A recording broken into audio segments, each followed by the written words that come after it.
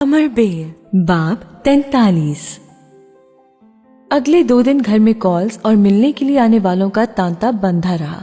ELISA शादियों के अलावा पहली बार अपने तकरीबन तमाम जानने वालों और रिश्तेदारों को देख रही थी। ज्यादातर लोग बार बार फोन करके निम्रा की आखिरी रसूमात के बारे में हतमी मालूमात ले रहे थे। घर में उसके तमाम अंकल्स अपनी फैमिलीज के साथ आ चुके थे। अलीजा ने लोगों के इसी आने जाने के दौरान उमर को भी 2-3 बार घर आते जाते देखा। उसके साथ जूरत नहीं थी और वो अकेला ही था। वो उससे ताज़ियत करना चाहती थी, मगर उमर के रवैये ने उससे इस कदर हैरान किया कि वो उससे बात करने की हिम्मत ही नहीं कर सकी। वो जानती थी कि निम्रा उसकी सगी बहन नहीं है, फिर भी उमर जिस कदर जज्बाती और नर्म दिल शख्स था, उसका ख्याल था कि वो अपनी बहन की मौत पर खासा अफसुर्दा होगा। मगर उमर के तासुरात उसकी समझ से बालातर थे। वो बिल्कुल पुरसुकून था।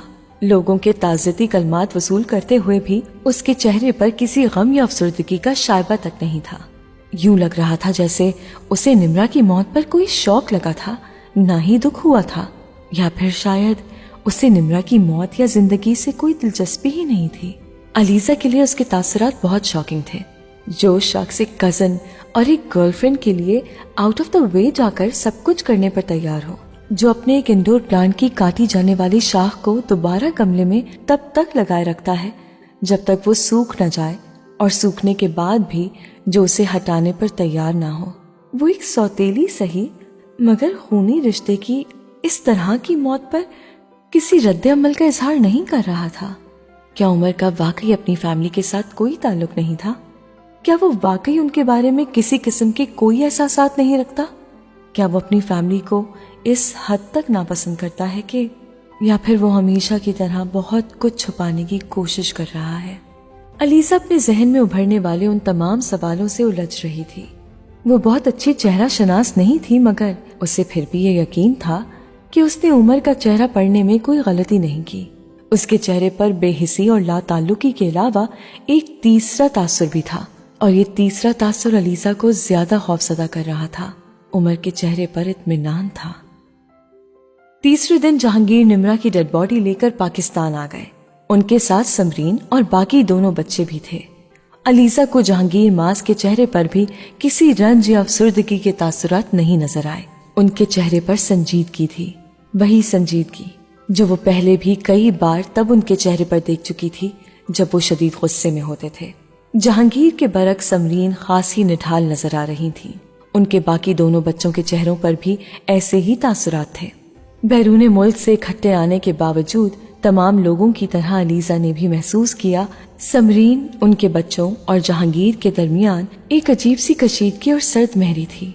अलीजा का ख्याल था कि अंकल जहांगीर की कुछ अरसे पहले होने वाली तीसरी शादी उसकी वजह हो सकती थी, मगर उसके अलावा और वजह भी हो सकती थी, ये उसके वहमो गुमान में भी नहीं था। निम्रा की तदफीन के बाद आहिस्ता आहिस्ता तमाम लोग वापस जाना शुरू हो गए, मगर जहांगीर माज और उसके 2 बड़े भाई अपनी फैमिलीज के साथ अभी वहीं थे। जब एक रात अलीजा ने लाउंज में सबके सामने उनके और समरीन के दरमियान शदीद झगड़ा देखा। वो दोनों सबके सामने एक दूसरे पर इल्जामात लगा रहे थे और चिल्ला रहे थे। अलीजा के लिए ऐसा झगड़ा कोई नई चीज नहीं थी। नानो के यहाँ वो अपने अंकल्स और उनकी बीवियों के दरमियान पिछले कई सालों से ऐसे बहुत से झगड़े होते देखती हुई आई थी, मगर इस बार जिस इंकिशाफ ने उसे हौलाया था वो निम्रा की मौत की वजह थी।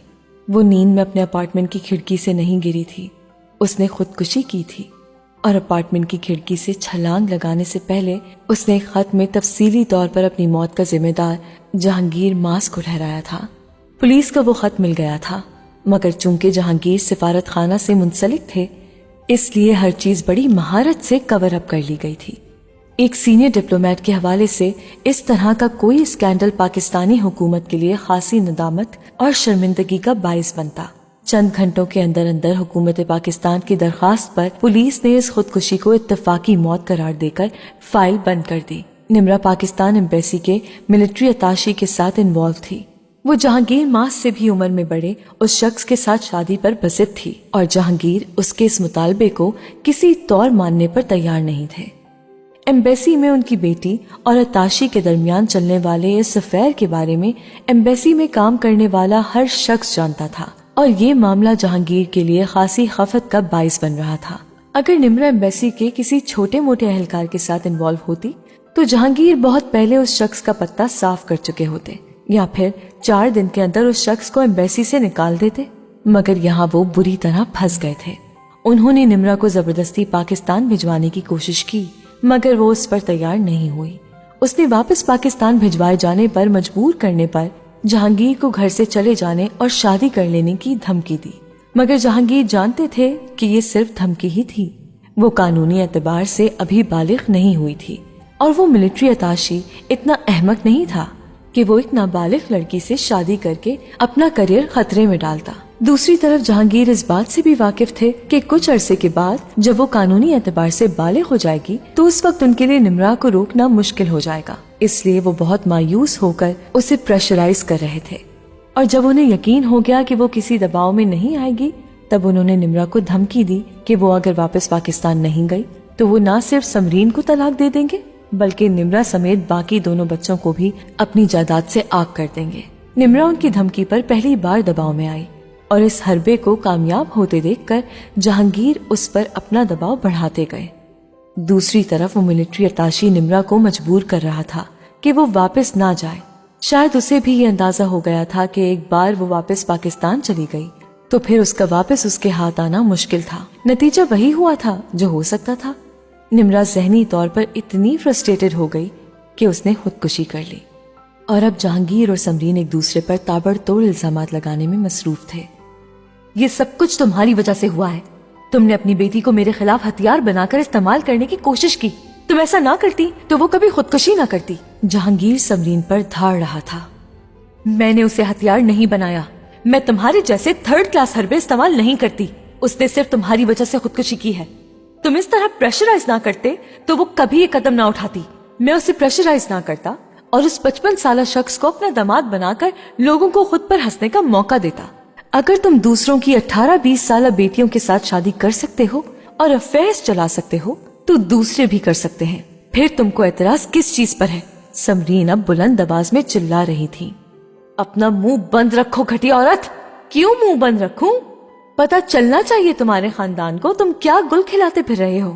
سمرین بالکل خوفزدہ نہیں تھی۔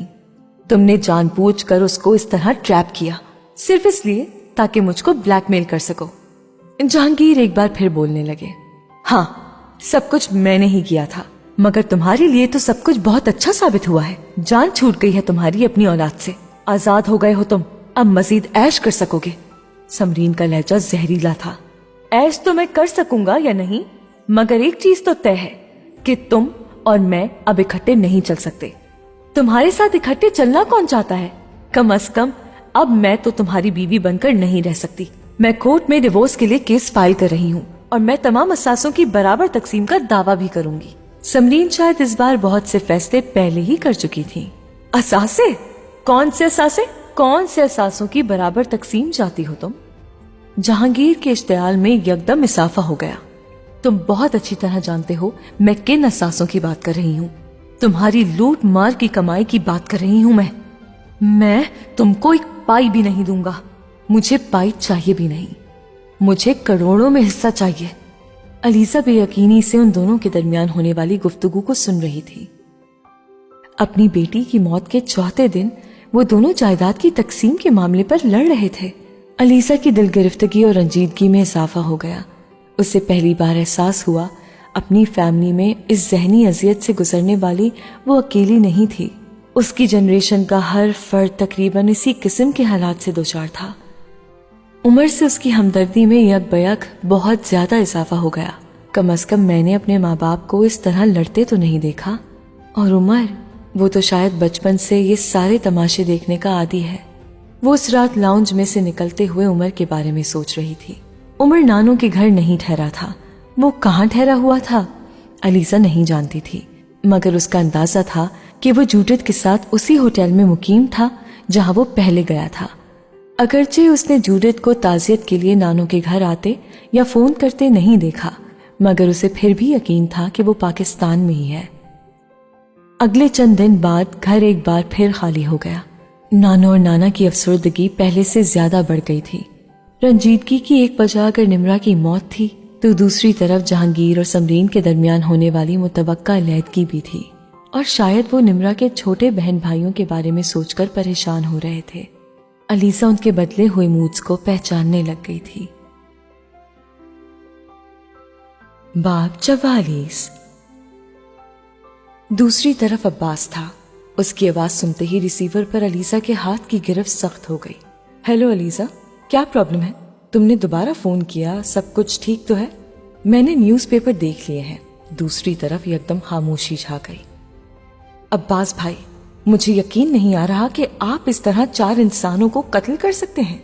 अलीसा, तुम इन चीजों को नहीं समझती, अब्बास ने बड़े मुतमईन अंदाज में कहा। तुमने सिर्फ इसी मौजू पर बात करने के लिए फोन किया था? अब्बास ने उसके सवाल का जवाब गोल करते हुए कहा। हाँ, मुझे सिर्फ इसी बारे में बात करनी है। आपने मुझसे कहा था कि आप उन लोगों को पुलिस स्टेशन ले जाना चाहते हैं, इसलिए इकट्ठे कर रहे हैं, मगर आपने उन्हें मार दिया। वो एकदम फट गई। कोई इंसान इतनी बेरहमी का मुजाहरा नहीं कर सकता। तुम तो वाकई गुस्से में हो अलीसा। वो जैसे उसके गुस्से से महजूज हुआ। अलीसा को हद तक का एहसास हुआ। आपको एहसास है कि आपने कितना बड़ा जुल्म किया है?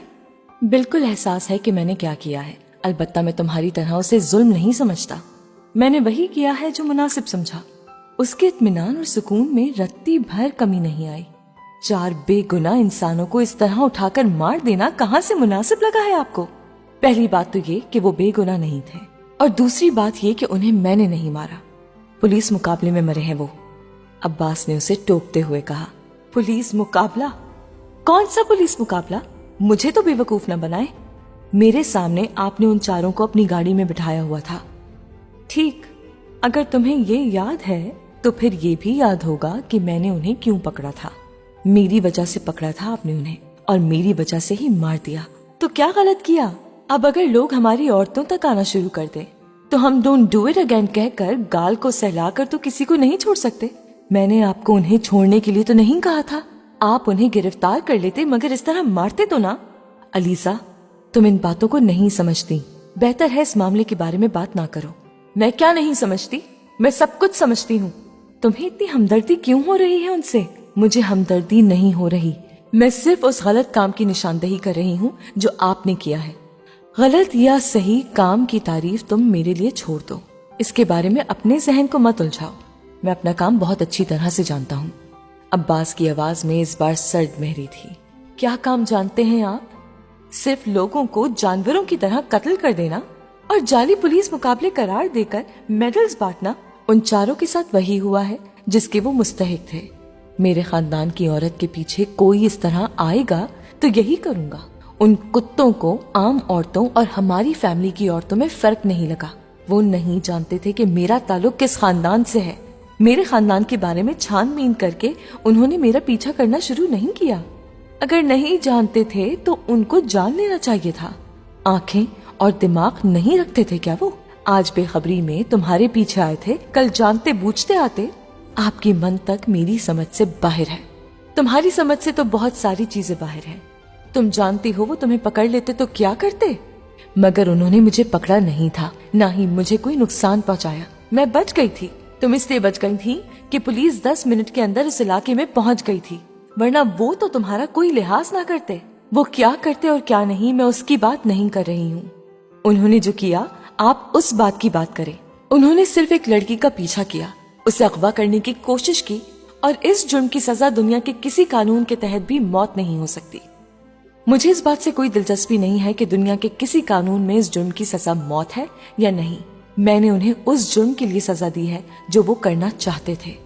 मगर किया तो नहीं था, करना तो चाहते थे। वो अपनी बात पर अड़ा हुआ था। पुलिस सिर्फ इरादे पर लोगों को सजाए मौत कब से देने लगी? अब्बास ने दूसरी तरफ एक गहरा सांस लिया। People are judged by their intentions. उसका लहजा इस बार बिल्कुल खुश्क था, लेकिन उन्हें सिर्फ उनके इरादों की वजह से सजा नहीं दी जाती।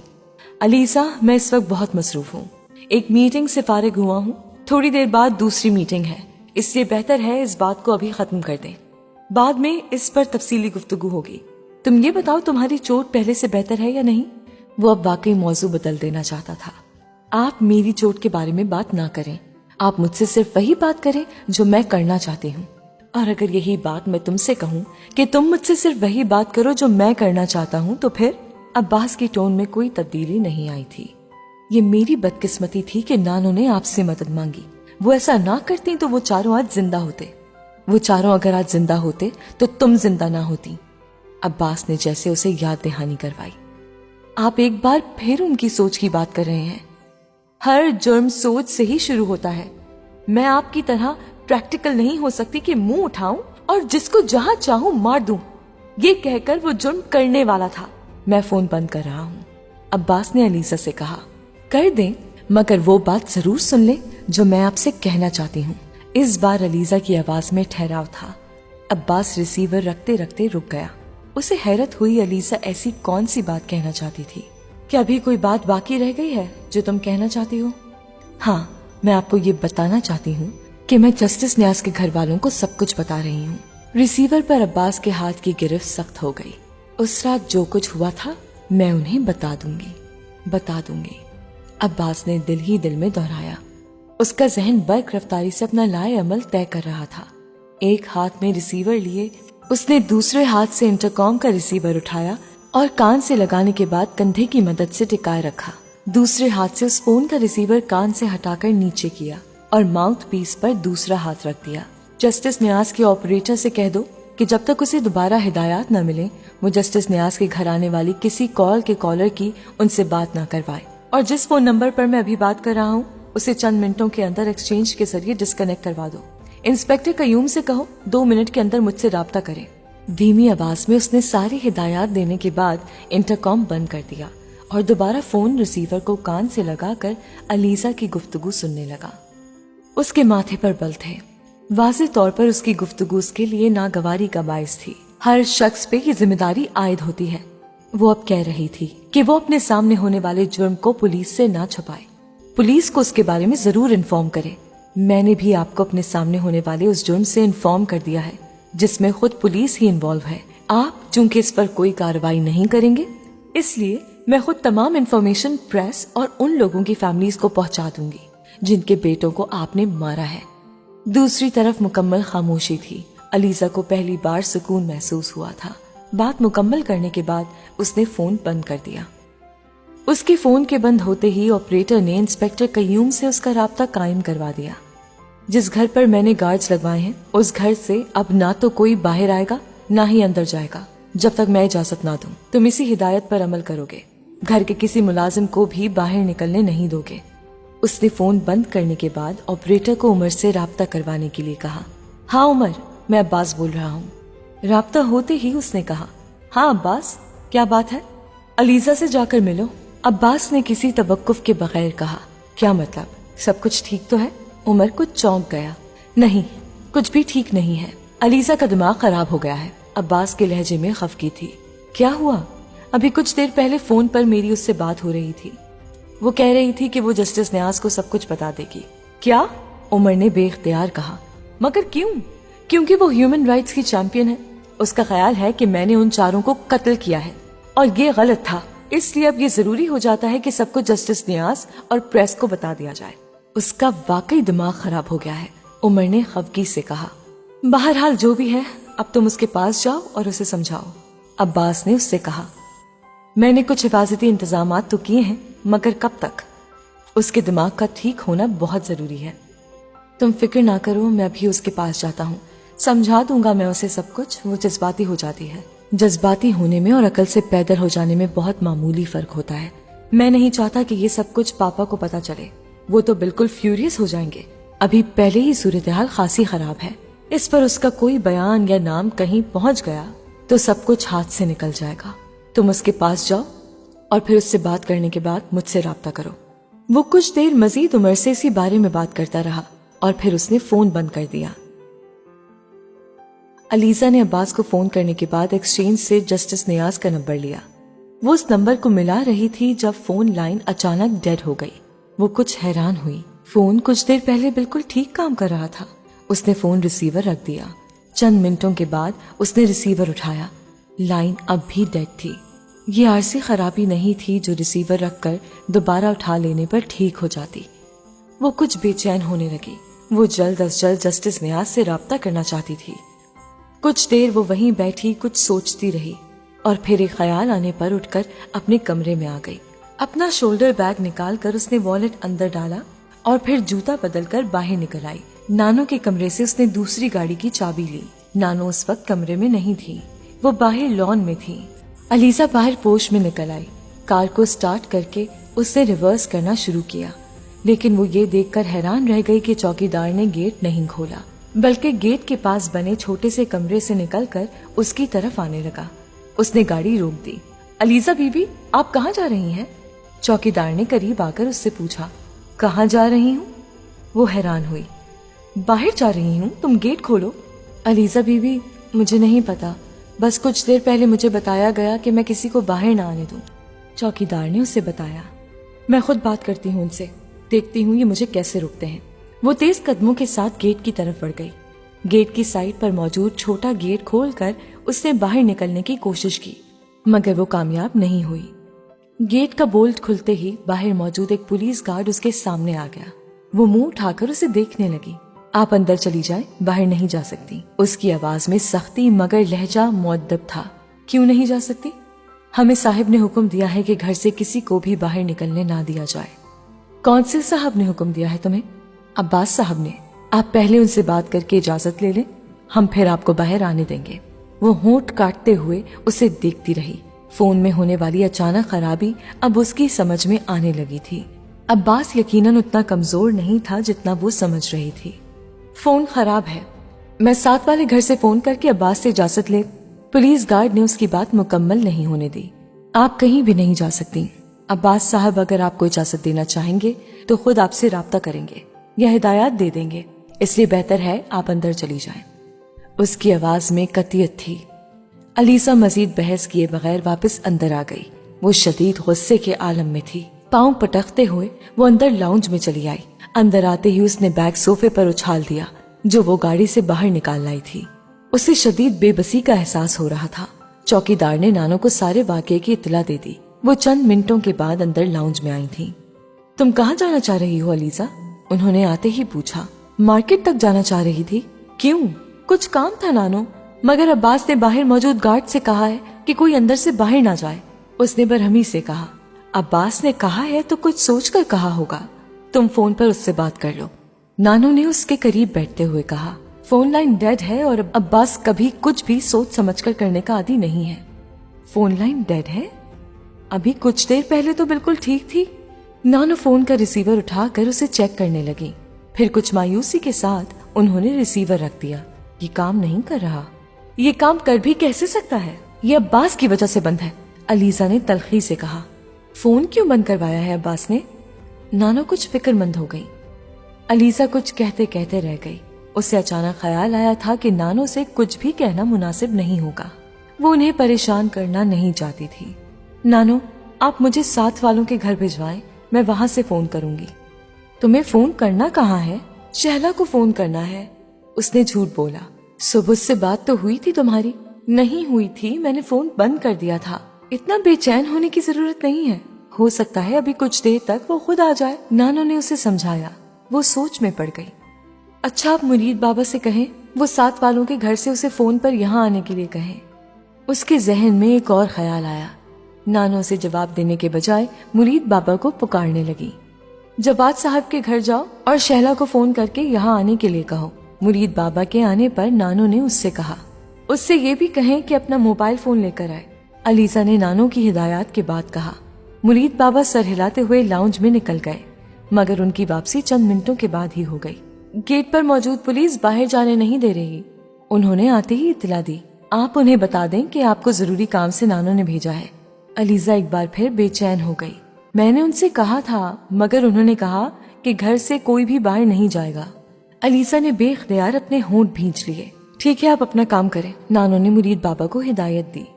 ان کے جانے کے بعد انہوں نے علیزہ سے کہا، تم شہلا کا انتظار کرو، جب فون نہیں ملے گا تو وہ خود ہی یہاں آ جائے گی۔ انہوں نے جیسے علیزہ کو تسلی دی۔ اور اگر باہر موجود پولیس نے اسے بھی اندر نہ آنے دیا تو؟ وہ سوالیہ لہجے میں ان سے بولی۔ تو نانو کو کوئی جواب نہیں سوچا۔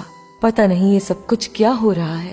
اچھی بھلی زندگی گزر رہی تھی اور اب یکدم انہوں نے بڑبڑاتے ہوئے اپنی بات ادھوری چھوڑ دی۔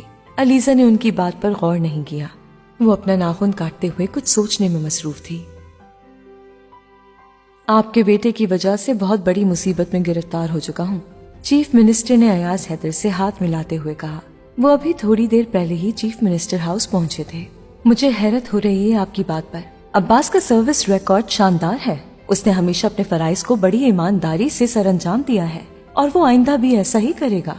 आप खुद कई बार उसकी तारीफ कर चुके हैं, अयाज हैदर ने बड़े खुशगवार अंदाज में मुस्कुराते हुए कहा। वो दोनों उस वक्त वहाँ अकेले थे और अब सोफों पर बैठ चुके थे। मुझे उसकी काबिलियत या जहानत पर कोई शुबा नहीं, मगर 2 दिन पहले जो कुछ हुआ है, मैं अब्बास हैदर जैसे ऑफिसर से उसकी तवक्को नहीं रखता था। हाई कोर्ट के एक जज के बेटे को इस तरह घर से उठाकर मार देना और फिर ये कहना कि वो पुलिस मुकाबले में मारा गया।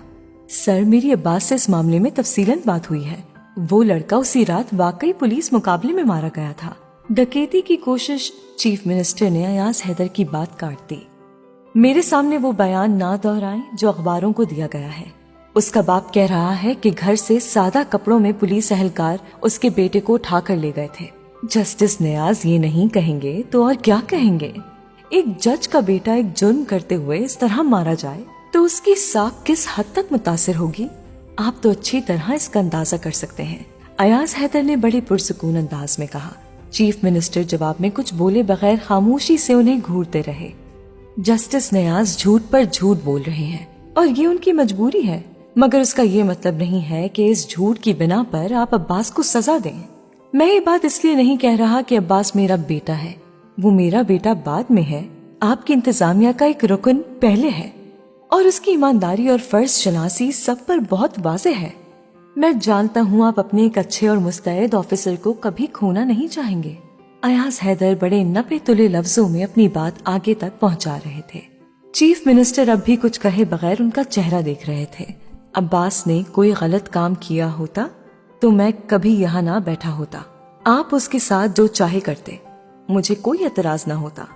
लेकिन अब अब्बास ने जो भी किया है वो लॉ एंड ऑर्डर को बरकरार रखने के लिए किया है, और अगर अब्बास हैदर जैसे ऑफिसर्स को सजा दी जाएगी तो इससे सारी पुलिस फोर्स का मोरल डाउन होगा। खुद अब्बास इस सारे वाक़े पर बहुत अपसेट है। वो तो रिजाइन कर देना चाहता था, मगर मैंने जबरदस्ती उसे रोका। वो कह रहा था कि प्रेस तो हमेशा पुलिस का नेगेटिव इमेज ही लोगों के सामने पेश करता है, मगर जब ऊपर वाले भी अपने ऑफिसर्स को सपोर्ट करने के बजाय उनके एक्शन पर शक व शुबा का इजहार करें तो फिर काम करने का कोई फायदा नहीं है। मैंने उसे खासा समझाया, मगर वो फिर भी बहुत बददिल हो गया है सारे वाक़े पर। वो मुझसे शिकायत कर रहा था कि आपने इस मामले में उसकी हिमायत करने के बजाय इंक्वायरी का हुक्म दे दिया है। इसका वाज़ेह मतलब तो यही हुआ कि आपको जस्टिस नियाज की बात ज्यादा वजनी लग रही है, और वो कह रहा था कि आपके इस हुक्म से उसकी क्रेडिबिलिटी मुतासिर हुई है। चीफ मिनिस्टर अयाज हैदर की बात सुनते हुए मुसलसल सिगार पी रहे थे। उनका चेहरा बिल्कुल बेतासुर था। अयाज हैदर की बातें उन पर असर कर रही थीं या नहीं, कम से कम अयाज हैदर को उनके चेहरे से ये जानने में कोई मदद नहीं मिल रही थी। वो कुछ देर और बात करते रहे, फिर जब वो खामोश हो गए तो चीफ मिनिस्टर ने कुछ आगे झुकते हुए सामने पड़ी टेबल पर मौजूद एशट्रे में सिगार की राख झाड़ी। अब्बास के खिलाफ इंक्वायरी का हुक्म मैंने नहीं दिया।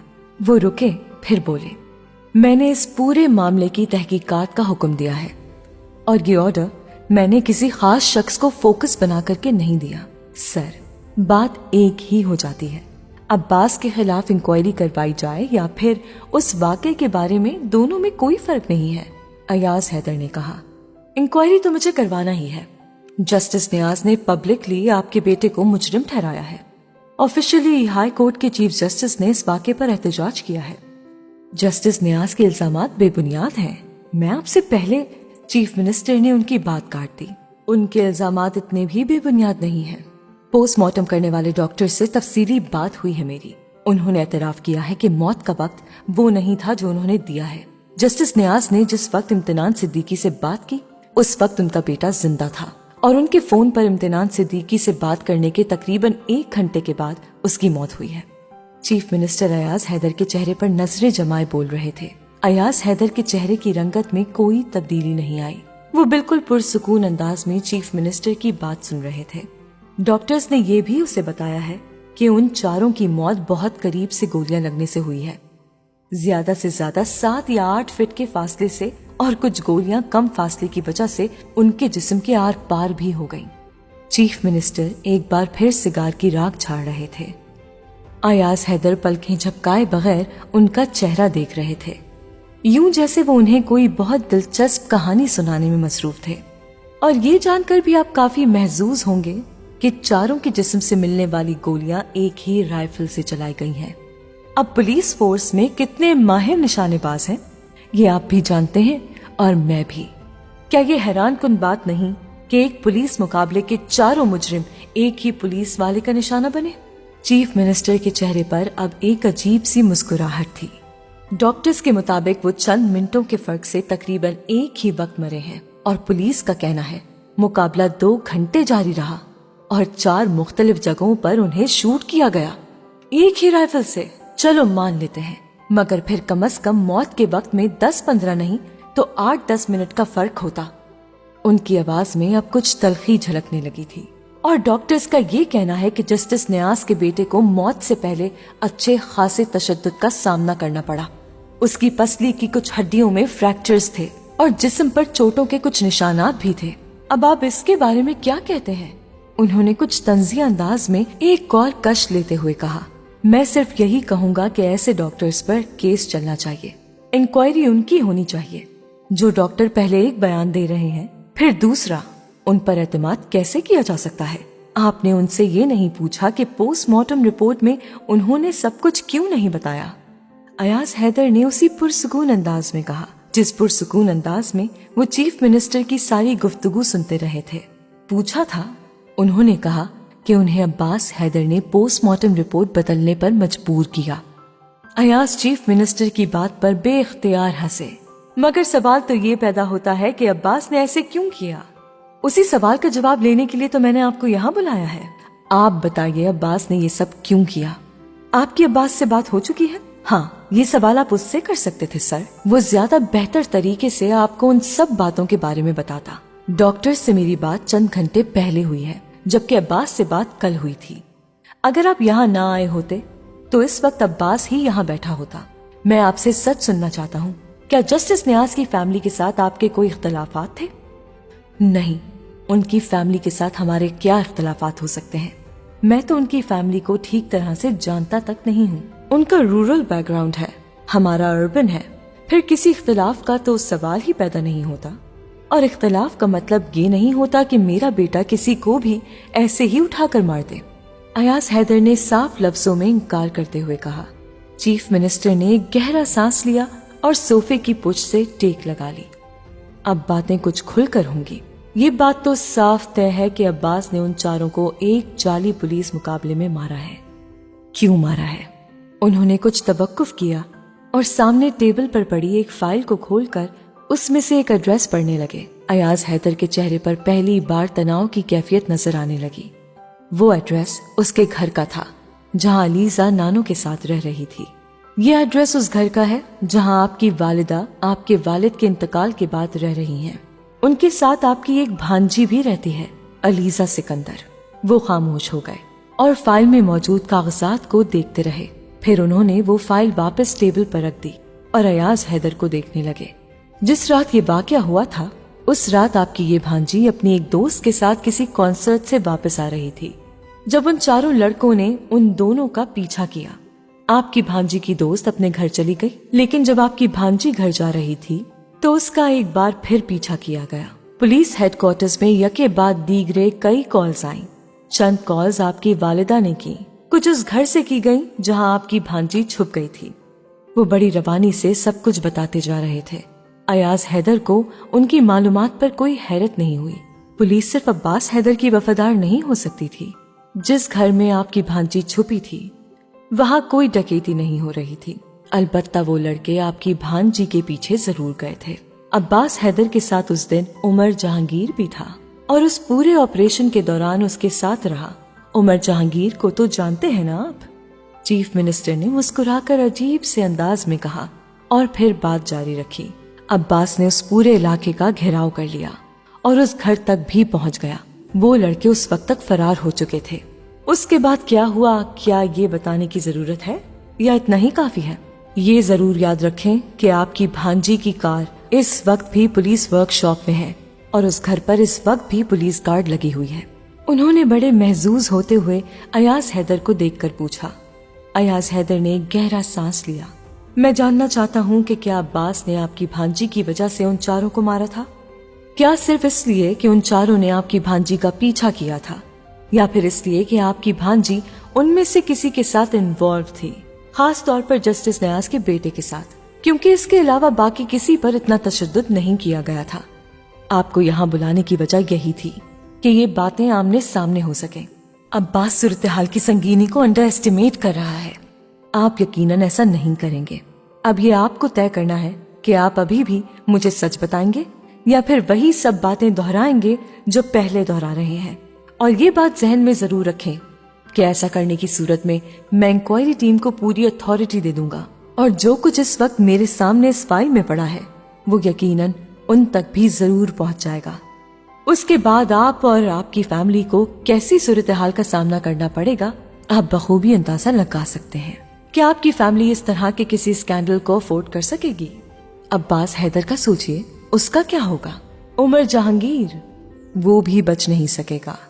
वो जीरक सियासतदान ब्यूरोक्रेसी के एक मोहरे को फांसने के लिए अपने पत्ते बड़े होशियारी से खेल रहा था। दूसरी तरफ अयाज हैदर उसकी बातों को गौर से सुनते हुए सारे हिसाब किताब में मसरूफ थे। जस्टिस नियाज जिस सियासी घराने से ताल्लुक रखते हैं आप उससे अच्छी तरह जानते हैं।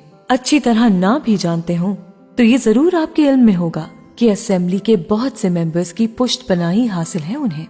उनकी बात ना सुनने पर मुझे असेंबली में खासी मुश्किलात का सामना करना पड़ेगा, और जस्टिस नियाज का मुतालबा है कि आपके बेटे को मुअत्तल किया जाए। अब आप मुझे ये बताएं कि मैं किस बुनियाद पर ऐसा करने से इनकार करूं, खास तौर पर ये जानने के बाद कि आपके बेटे ने एक गलत काम किया है। मेरे बेटे ने कोई गलत काम नहीं किया, ना अब्बास ने ना ही उमर जहांगीर ने। आपको मिलने वाली इत्तला ठीक है। उन चारों को एक जाली पुलिस मुकाबले में मारा गया था, और ये इसलिए किया गया था क्योंकि अयाज हैदर ने चीफ मिनिस्टर की बात सुनने के बाद बड़े धीमे और मुस्तहकम लहजे में बात करना शुरू की। चीफ मिनिस्टर खामोशी से उसकी बात सुनते रहे। अलीजा नानो के साथ लाउंज में ही बैठी हुई थी जब उसे बाहर पोर्श में किसी गाड़ी के रुकने की आवाज आई। शायद शहला आई है, नानो ने उससे कहा।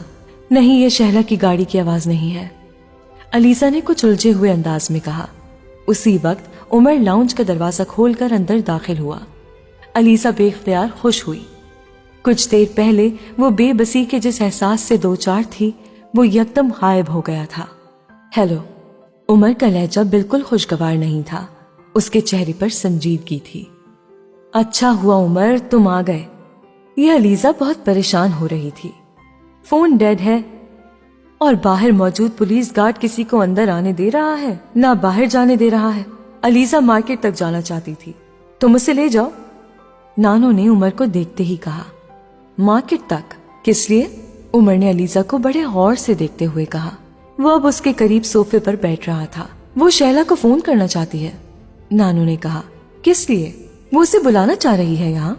ठीक है, मेरा मोबाइल ले लो, इस पर कॉल करो उसे। उमर ने अपना मोबाइल उसकी तरफ बढ़ाते हुए कहा। हाँ, इस पर कॉल कर लो। अलीजा ने उससे मोबाइल ले लिया और उठकर खड़ी हो गई। तुम कहाँ जा रही हो? उमर ने उसे उठते देखकर टोका। अपने कमरे में, मेरे सामने बात करो शैला से। हाँ अलीजा, यहीं फोन कर लो, नानो ने भी मदाखलत की। अलीजा ने चौंक कर उमर को देखा। उसके चेहरे पर संजीदगी के अलावा और कुछ भी नहीं था। नहीं नानो, मैं यहाँ फोन नहीं कर सकती, उसने लाउंज से निकलते हुए कहा।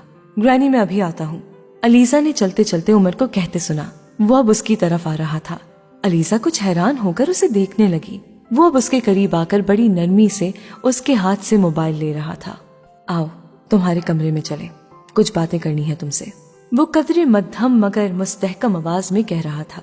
मुझे भी आपसे कुछ बातें करनी है, वो उसके साथ चलते हुए बोली। वो दोनों कमरे में आ गए। कमरे का दरवाजा बंद करते ही अलीजा ने उमर से कहा, आपने देखा अब्बास ने उन चारों के साथ क्या किया है? उमर ने उसकी बात का जवाब देने के बजाय उससे कहा, अलीजा बैठ जाओ और फिर बात करो। वो सोफे पर बैठ गई। अब्बास ने उन चारों को कत्ल कर दिया है, ये कहकर कि वो पुलिस मुकाबले में मारे गए। ये सब झूठ है, आप तो अच्छी तरह जानते हैं। सब कुछ आपके सामने ही तो हुआ था। उमर अब खुद भी दूसरे सोफे पर बैठ गया था और बड़े इत्मीनान से उसे देख रहा था। उसने चारों के साथ वही किया जो अंकल अयाज ने शहबाज के साथ किया। मुझे अब आपकी बात पर यकीन आ गया है, आप तब सच कह रहे थे। वो कहती जा रही थी। उमर ने किसी रद्द अमल का इजहार नहीं किया। आप शहबाज के बारे में कुछ नहीं कर सके, मगर इन चारों के बारे में हम बहुत कुछ कर सकते हैं। आप और मैं गवाह हैं, सब कुछ हमारे सामने हुआ था। हम अब्बास को एक गलत काम के लिए सजा दिलवा सकते हैं। वो अब भी बेतासुर चेहरे के साथ उसे देख रहा था। क्या ये जरूरी है कि हर गलत काम करने के बाद अब्बास और अंकल अयाज जैसे लोग बड़ी आसानी से बच जाएं? कभी तो उन्हें ये एहसास होना चाहिए कि वो गलत कर रहे हैं, वो हर काम गलत तरीके से कर रहे हैं। उनके नजदीक इंसानी जिंदगी की अहमियत क्यों नहीं है? उसे बात करते करते महसूस हुआ कि उमर ने अब तक उसकी किसी बात की तायीद नहीं की थी, ना मुंह से ना चेहरे के किसी तासुर से। वो एकदम खामोश हो गई। लाशऊरी तौर पर वो ये तवक्को कर रही थी कि उमर उसकी हर बात की ना सिर्फ तायीद करेगा बल्कि फौरन उसकी मदद की हामी भी भर लेगा, मगर वो उसके सामने बेतासुर चेहरे के साथ बिल्कुल खामोश बैठा हुआ था। कुछ और भी कहना है तुम्हें, या बस यही सब कहना था? उसके एकदम खामोश होने पर उसने कहा। उसका लहजा इतना अजीब था कि वो चाहने के बावजूद एक लफ्ज भी नहीं बोल सकी। मेरा नाम क्यों नहीं शामिल किया इस लिस्ट में? अयाज अंकल, अब्बास हैदर और उमर जहांगीर। वो हैरत से उसे देखने लगी। मुझको भी इस कैटेगरी में रखो। उमर, मैं... उमर ने हाथ उठाकर उसकी बात काट दी। जिंदगी में जो लोग दिमाग को इस्तेमाल नहीं करते वो हमेशा मुंह के बल गिरते हैं, इसलिए अपने दिमाग को इस्तेमाल करना सीखो। इस बार उसकी आवाज में तलखी थी। और जो लोग सिर्फ दिमाग इस्तेमाल करते हैं वो कैसे गिरते हैं? वो गिर सकते हैं मगर मुंह के बल नहीं। अब्बास ने एक सही काम लिया, उसने आपकी ब्रेन वॉशिंग कर दी है, वरना आप इस तरह के कत्ल को तो कभी सही साबित करने की कोशिश नहीं करते। वो बेख्तियार बरहमी से बोली। वो अजीब से अंदाज में हंसा। Brainwashing my foot? मैं कोई 5 साल का बच्चा नहीं हूँ जिसकी ब्रेन वॉशिंग कर दी गई है। उस रात उन चारों के साथ जो कुछ हुआ वो हम दोनों ने मिलकर तय किया था। वो दम बखुद उसे देखती रही।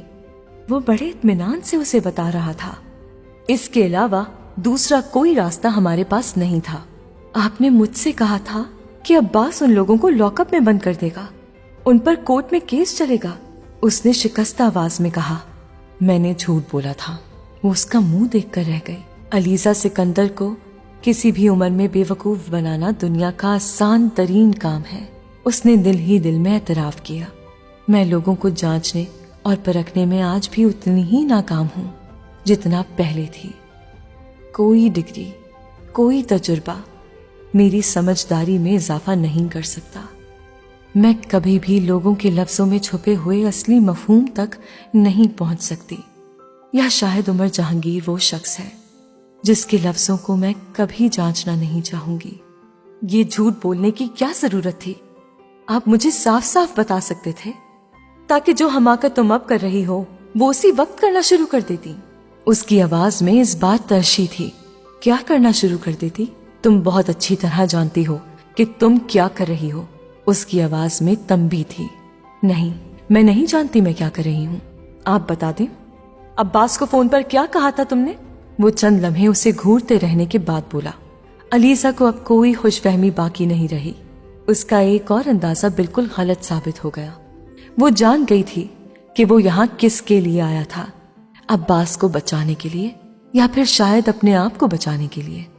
अगर आपको ये पता है कि मैंने अब्बास को फोन किया था तो फिर ये भी पता होगा कि क्यों किया था।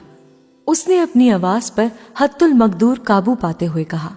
तुम अपने लिए और दूसरों के लिए प्रॉब्लम्स पैदा करने की कोशिश मत करो। उसने तेज आवाज में उससे कहा। मैं किसी के लिए प्रॉब्लम्स पैदा नहीं कर रही, मैं सिर्फ वो कर रही हूँ जिसे मैं ठीक समझती हूँ।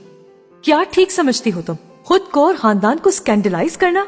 मैं किसी को स्कैंडलाइज नहीं कर रही हूँ। उसने उमर की बात काट दी। अगर आपको इस चीज का खौफ था तो आपको ये सब कुछ नहीं करना चाहिए था। अच्छा, ये नहीं करना चाहिए था तो फिर क्या करना चाहिए था, तुम बताओगी मुझे? उसकी आवाज में तंज था और वो उसे बखूबी महसूस कर सकती थी। आपको वही करना चाहिए था जो मुनासिब था, जो जायज था। आपको उन्हें सिर्फ लॉकअप में बंद कर देना चाहिए था। उन पर कोर्ट में केस चलता, फिर जो सजा कोर्ट उन्हें देती आप उस पर रद्द अमल करते। लॉकअप में बंद करना चाहिए था। कितने घंटों के लिए? क्या मतलब? तुम्हें अंदाजा है कि वो कितने बासर घरानों से ताल्लुक रखते थे? उन्हें लॉकअप में बंद किया जाता और रात गुजरने से पहले उन्हें छुड़वा लिया जाता, किसी के एक फोन पर, किसी की जमानत या कार्रवाई के बगैर। ये कैसे मुमकिन है? आप लोग एफआईआर रजिस्टर करते तो वो कैसे रिहा हो सकते थे? कौन सी एफआईआर? और क्या हैसियत है एक एफआईआर की, जानना चाहोगी? उमर ने तर्श लहजे में कहते कहते साइड टेबल पर पड़े हुए पेपर्स में से एक को लेकर बर्क रफ्तारी से फाड़ते हुए कालीन पर उछाल दिया। ये हैसियत है एक एफआईआर की। जो काम मैंने यहाँ तुम्हारे सामने बैठकर किया है वो ऐसे बाअसर खानदानों के लोग पुलिस स्टेशन में बैठकर करते हैं। वो दम सादे कालीन पर गिरते उन टुकड़ों को देखती रही। कागज के एक रत्ती टुकड़े से ज्यादा अहमियत नहीं होती एक एफआईआर की। कौन सा खानदान अपने सपूतों का नाम पुलिस स्टेशन के रिकॉर्ड में आने देगा? चाहे उन्होंने जो भी किया हो, ये खानदान की साख और मुस्तकबिल का मामला होता है। कोई उन चीजों को दाव पर नहीं लगा सकता। वो रसानियत से बोलता जा रहा था और इस सूरत हाल से बचने का वाहिद तरीका ये है कि ऐसे लोगों को मार दिया जाए एक जाली पुलिस मुकाबले में। इस तरह सब कुछ ठीक हो जाएगा। वो तंज से बोली, सब कुछ ना सही, बहुत कुछ। आपकी कोई बात मुझे कायल नहीं कर रही। सोचे समझे बगैर एक गलत काम करने के बाद आप उसे सही साबित करने की कोशिश कर रहे हैं। ये कहकर एफआईआर के बावजूद भी वो छुट जाते, आप उनको ना रिहा होने देते। इतना असर रसूख तो हमारे खानदान का भी है। उन चारों को कोर्ट तक ले जाना आपके लिए कोई मुश्किल या नामुमकिन काम नहीं था। वो उससे कह रही थी, अच्छा ले जाते उन चारों को हम कोर्ट में, उसके बाद क्या होता? वो चैलेंज करने वाले अंदाज में उससे पूछ रहा था। उन पर केस चलता, कोर्ट उन्हें सजा देती। कौन सी यूटोपिया में रह रही हो तुम अलीजा? यहाँ इस मुल्क में एक बाअसर खानदान के फर्द पर एक लड़की का पीछा करने पर केस चलता। जब ये होना शुरू हो जाएगा तो फिर ऐसे लोग पुलिस मुकाबलों में मारे नहीं जाएंगे, फिर वो वाकई कोर्ट्स तक पहुंचाए जाएंगे। उसने अब सोफे की पुश से टेक लगा ली। यहाँ अब कोर्ट्स में जजेस इंसाफ करते नहीं, इंसाफ बेचते हैं। जेब में रुपया और माथे पर बड़े खानदान की स्टैंप होनी चाहिए, फिर वकील की जरूरत नहीं पड़ती, ना गवाहों की, ना सबूतों की। फिर जज खुद आपका हो जाता है। हाई कोर्ट के जज के बेटे को कौन सा जज सजा देता? वो अब अजीब से अंदाज में मुस्कुरा रहा था। चैम्बर ऑफ कॉमर्स के एक ओहदेदार के बेटे को कौन सलाखों के पीछे रख सकता है? और कितनी देर? फिर भी आप कोशिश तो कर सकते थे। कानून को अपने हाथ में लेने का हक आपको किसने दिया? वो उसकी किसी बात से कायल नहीं हो रही थी। कानून को हाथ में इसलिए लेना पड़ा क्योंकि कानून उन चारों के बारे में कुछ भी नहीं कर सकता था। वो चारों उसी रात रिहा करवा लिए जाते और अगर किसी तरह उन पर केस कर भी दिया जाता तो किस तरह जीता जा सकता था? सबूत क्या थे हमारे पास? वो बेयकीनी से उसका चेहरा देखने लगी। सबूत थे हमारे पास, उसने एक एक लफ्ज पर जोर देते हुए कहा। कौन से सबूत? पुलिस जब घर पहुंची तो उन चारों में से कोई भी वहां नहीं था, लेकिन उस घर के लोगों ने उन्हें देखा जब वो जबरदस्ती अंदर आए थे। उस घर के लोग? वो इस्तेज़ाई अंदाज में हंसा। उस घर के कितने लोग तुम्हारे लिए गवाही देने कोर्ट में आएंगे? एक भी नहीं। आप उन्हें ऐसा करने के लिए प्रेशराइज कर सकते हैं और यही काम ना करने के लिए उन चारों के घर वाले भी उन्हें प्रेशराइज कर सकते थे। ठीक है, वो गवाही ना देते तो मैं तो दे सकती थी, मैं पहचानती थी उन चारों को। वो उसकी बात पर एक बार फिर हंसा। तुम कौन हो अलीजा सिकंदर? क्या हैसियत रखती है तुम्हारी गवाही? जानती हो वो किन इदारों में पढ़ रहे थे? कोर्ट तुमसे पूछती कि 4 आला हस्ब नसब के नौजवानों ने आखिर तुम्हारा ही क्यों पीछा किया? हो सकता है तुमने उनको तरगीब दी हो सकता है वो कह देते कि वो तुम्हें पहले ही जानते हैं और उनमें से किसी का तुम्हारे साथ अफेयर चल रहा था। जब उसने तुम्हारे साथ ताल्लुकात खत्म किए तो तुमने उसे सजा देने के लिए ये सब कुछ प्लान किया। ये भी मुमकिन था कि वो साफ साफ कह देते कि उन्होंने ऐसा कुछ नहीं किया, वो तुम्हें जानते तक नहीं और रात वो चारों अपने अपने घर में थे। 2 को तो हमने भी घर से ही उठाया। या फिर हो सकता था कि उनके खानदान ये कहते कि ये उनकी किसी दुश्मन की साजिश है, कोई उनकी रेपुटेशन खराब करना चाहता है। तुम कैसे काउंटर करती उन सब चीजों को? कोर्ट पहली ही पेशी में उन चारों को बरी कर देता, बाइज्जत बरी, और उसके बाद तुम कहां पर खड़ी होती? वो किसी तरह रहम के बगैर बेरहमी और सफाकी से उसे सब कुछ सुना रहा था। ठीक है, कोर्ट उन्हें सजा नहीं देती, मगर सब कुछ जायज तरीके से तो होता, गलत तरीके से तो नहीं। और उस जायज तरीके का जो खमियाजा तुम्हें भुगतना पड़ता, उसका अंदाजा है तुम्हें? जो लड़के इतनी दीदा दिलेरी के साथ तुम्हारे नाम पता से वाकिफ न होने के बावजूद तुम्हारा इस तरह पीछा कर रहे थे, वो तुम्हारे बारे में जानने के बाद तुम्हें छोड़ देते। तुम उनको कोर्ट में लेकर जाती और वो उसके बाद तुम्हें बख्श देते। आप अब्बास की तरह हाइपोथेटिकल बातें ना करें।